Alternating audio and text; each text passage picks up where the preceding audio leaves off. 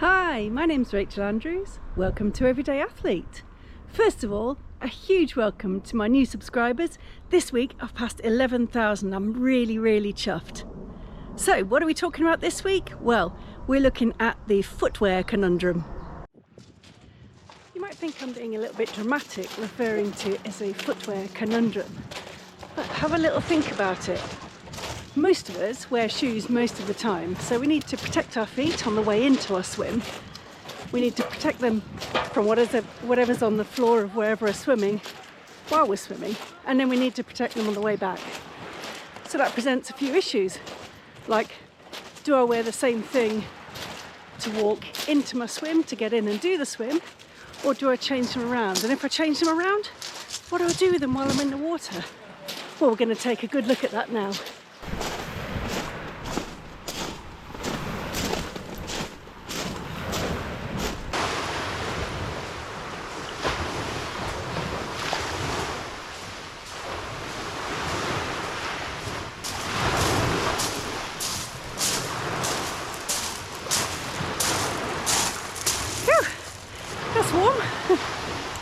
So today I've decided to come out wearing my slip-on trainers, which look like this.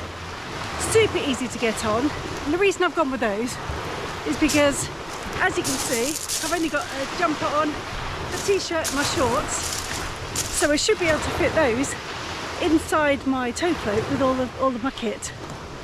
Let's have a little look at some other options. Well, just a quick interlude to say, if you enjoy this kind of content, please consider subscribing to my channel. I'd really be thankful, and it really helps my channel grow. Now let's get on to the main stuff. Deciding what to wear when I leave the house to go for a swim is a matter of a few different factors. I'm taking into account the weather, the water temperature, how far I've got to walk, and the kind of surface I'll be walking on. So welcome to my swim footwear collection. Let's have a little look at that then. So today I've walked in using these. They are slip-on trainers that crush down nice and easily and are very easy to get on if I've got cold hands, and because there's no fastening, just slip them straight on. Very easy to pack. Next up, a pair of sandals that I've retired. You can see the bottom has worn away, but that doesn't matter. They've got good grips on the bottom, and I would use these to walk into a swim. Could go almost any distance in these, and I would use them if I was going to go for a dip or some kind of a social swim, but I wouldn't want to swim any distance in them, or any kind of serious swimming where I'm really needing to power with my feet, because they would be rubbish for that and it would be quite annoying. But great for being able to just walk in and get in for a dip. Then I've got the trusty Crocs. These are super for slipping on and off just at the water's edge, so if I wanted to go barefoot swimming, which for me is quite unusual.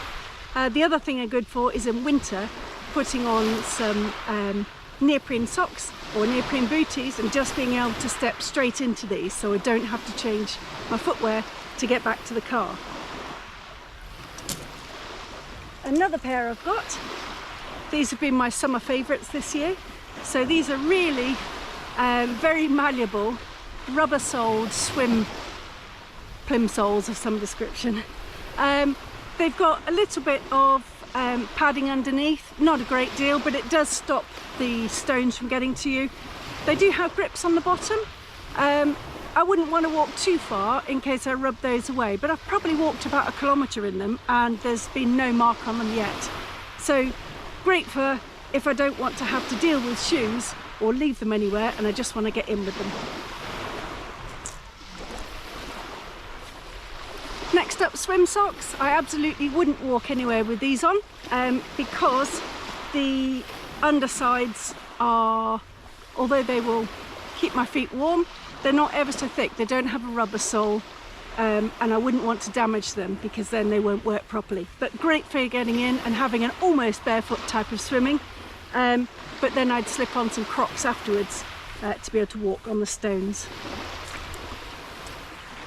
And then finally, I've got a pair of neoprene booties. I've had these ones for about 3 years.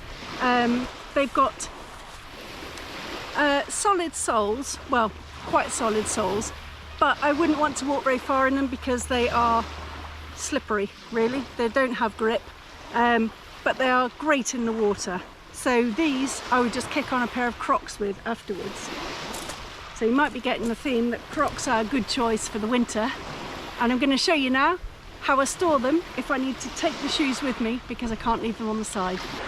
Once we're ready to get in and we've just got our shoes to deal with, having put our stuff in either our tow float or the bag we're going to leave on the side, we need to do something with our shoes. So I always bring a little plastic bag, pop them in. This one was just a packaging one, and then I can either slot them inside my tow float and do it up and take them with me.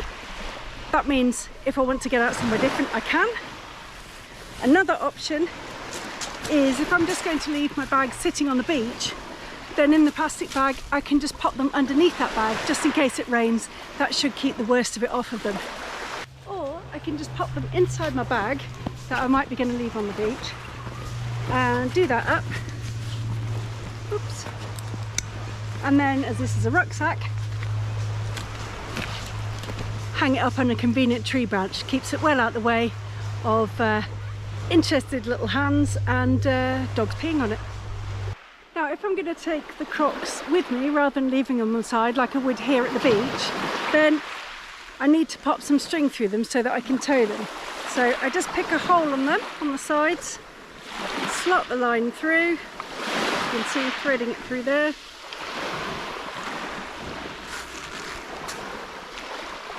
And then back up this way, meaning that I end up with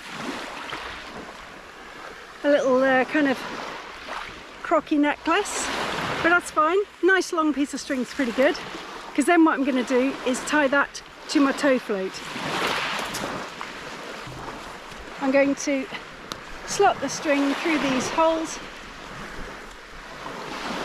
which will also ensure that my tow float doesn't come undone, or help to, and then just do an overhand knot.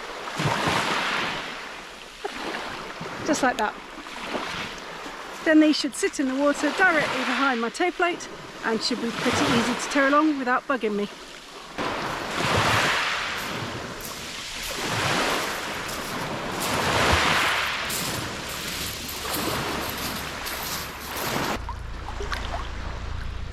Look how happy those little Crocs are, having a little tow along there. It does look a bit funny, like an imaginary person has been blown out of them, but I quite like that, it's funny. Remember, you don't have to take your shoes off at all or your footwear off at all when you go to get changed. I often don't. I'll leave my warm booties, some kind of fluffy kind of boot slippers in the car with some warm socks, and I just do everything else here because my feet are okay until they're exposed to the air, then they get really chilly. Join me next time when we'll take a sneak preview of a winter challenge I've been working on with Blue Tonic. It's something that everybody can take part in, and it's in, on and around the water. You won't want to miss it. If you've enjoyed the video, please like, comment and subscribe, and don't forget to ding the bell to know when the next one's out. And I'll see you next time. Bye!